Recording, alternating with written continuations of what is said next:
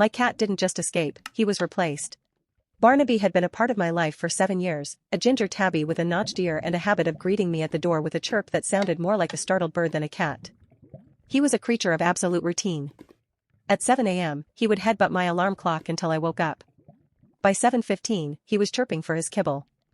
By 7:30, he was curled into a tight, orange croissant on the sunlight patch in the kitchen. But this Tuesday, the silence was thick, heavy, and unnatural. "Barnaby?" I called out, my voice sounding thin in the stillness. I climbed out of bed, my feet padding against the cold hardwood. I checked his favorite spots, the sunroom, the top of the bookshelf, the laundry basket. Every corner was devoid of orange fur.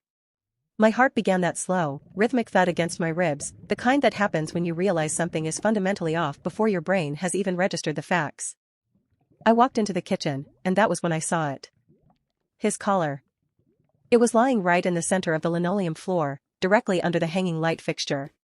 I felt a chill that had nothing to do with the morning air. It wasn't just lying there, it was perfectly unbuckled.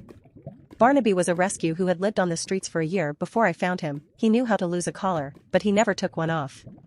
The snap-away mechanism was notoriously difficult for him to bypass, yet here it was, intact, undamaged, and resting as if it had been placed there by a human hand. I picked it up. His brass tag jingled, a small, lonely sound that made my chest ache. I spent the next 6 hours doing the things a frantic owner does. I checked the yard. I checked the neighborhood. I printed flyers, my hands shaking so hard I had to redo the layout twice. I walked the streets, calling his name until my throat was raw and the rain began to soak through my coat. Nothing. No skittish movement in the bushes, no familiar amber eyes peering from under a parked car. It was as if Barnaby had simply ceased to exist. By midnight, I was hollow. I sat in the dark living room, a glass of water untouched on the side table, staring at the front door. I had left the cat door unlocked, a foolish, desperate sliver of hope that he might just wander back in. I must have drifted into a light, tortured sleep, because the sound didn't wake me up at first. It was a faint click-clack, the sound of claws against the hardwood. My eyes snapped open. There he was. Barnaby stood in the frame of the kitchen doorway. He was drenched, his fur matted with rainwater, but he was home. A wave of relief washed over me, so intense it was almost nauseating. "Barnaby!" I choked out, starting to rise from the couch. He walked with a stiff, metronomic gait that didn't match the fluid grace of the cat I knew. His tail wasn't held high in greeting, it was held perfectly straight, parallel to the floor.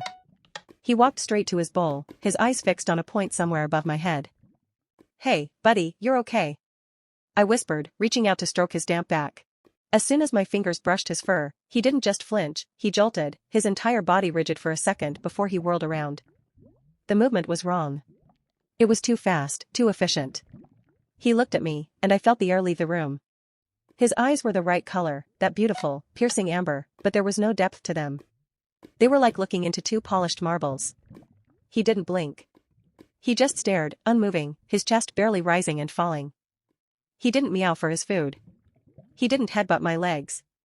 He just stood there, staring at me with a terrifyingly clinical focus, as if he were waiting for me to do something specific. Then, he turned back to the bowl, lowered his head, and began to eat. But he didn't chew like a cat.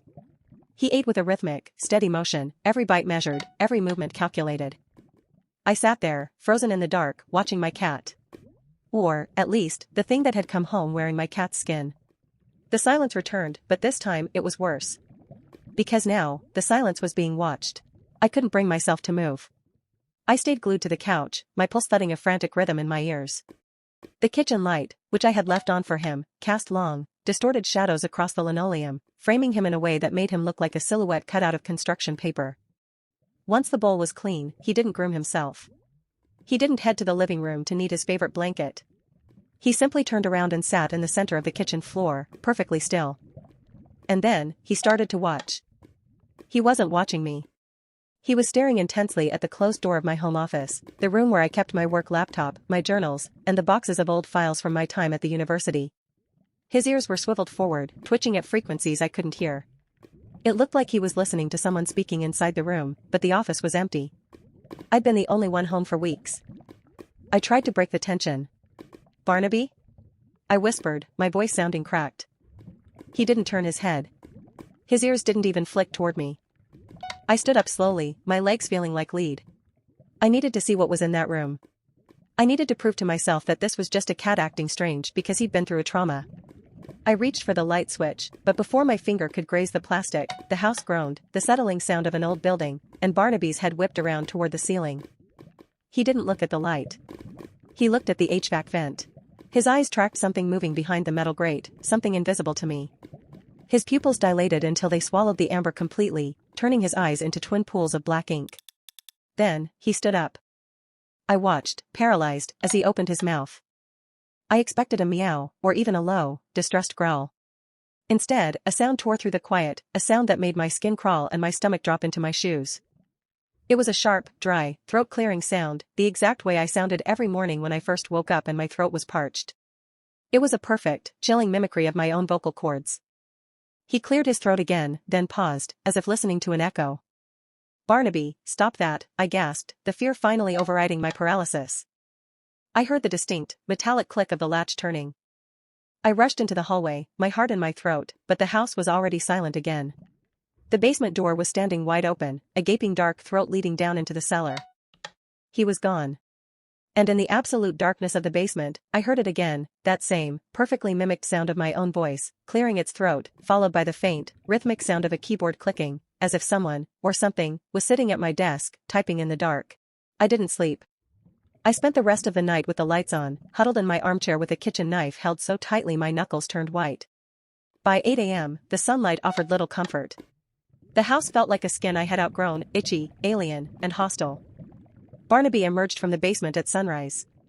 He trotted into the kitchen as if nothing had happened, his tail held high, chirping that same, perfect chirp he'd used for 7 years. It was a flawless performance, but I knew better. I knew what I'd heard in the dark. Dr. Eris had been our vet since the day I adopted Barnaby. He was a man of science, pragmatic, no nonsense, and the kind of person who didn't entertain ghost stories. As I sat in the exam room, my leg bouncing uncontrollably, I tried to frame it logically. Neurological issue? Some kind of parasite? Rabies? He's just been off, Dr. Eris, I said, my voice trembling. He's not himself. He's mimicking sounds. He's acting like he's calculating everything. Dr. Eris chuckled, though it sounded forced. Cats are weird, Sarah. Maybe he just had a scare out there. He reached into the carrier to pull Barnaby onto the stainless steel table. Usually, this was the part where Barnaby would dig his claws into the lining, refusing to budge. Today, he just walked out. He hopped onto the table and sat in the center, perfectly square, like a soldier on parade. See? Dr. Eris said, grabbing a pair of gloves. He seems fine. Maybe a bit shaken, but... He reached for a small vial to draw a blood sample. He pressed the needle against Barnaby's flank. The reaction was instantaneous, but it wasn't a cat's reaction. There was no yell of pain. There was no sudden burst of panic. Barnaby simply pivoted his head, his neck turning further than any feline should be able to, and hissed. Except, it wasn't a hiss. It was the sound of a snake, a high-pitched, terrifyingly loud, synthesized hiss, layered over the sound of a distorted audio file being played through a broken speaker. It was digital, scratchy, and layered with a weird, metallic hum. Dr. Eris dropped the needle. It clattered against the stainless steel, sounding like a gunshot in the small room. What is that? Eris whispered, backing away. His face had gone pale, his scientific composure shattering in an instant. Dr. Eris, look at his skin, I whispered, pointing to the spot where the needle had touched him. The fur hadn't bled. Where the needle had pricked him, the skin hadn't torn. Instead, it had parted like pixels on a screen, revealing a faint, glowing amber light underneath, a glimpse of something grid-like, pulsing with a rhythm that matched the ticking of the office clock. Dr. Eris didn't reach for his equipment. He didn't reach for his phone. He grabbed my arm, his grip bruising. Get out, he hissed, his voice trembling. Get him out of here right now. And don't look back. What is he? I screamed, the panic finally breaking through. Dr. Eris didn't answer. He turned, locked the door to the exam room, and shouted toward the front desk. Cancel the rest of the appointments. Lock the front doors. Don't let anyone else in. I stood in the hallway, the carrier in my hand, staring at the closed door. I could hear Dr. Eris inside, frantically scrubbing at his hands, his breathing ragged. I looked down at the carrier. Barnaby was staring back at me. He tilted his head, and for the first time, he spoke, not in a meow, but in Dr. Eris's voice. The integrity of the sample is compromised, the cat said. I dropped the carrier and ran. Follow for part 2.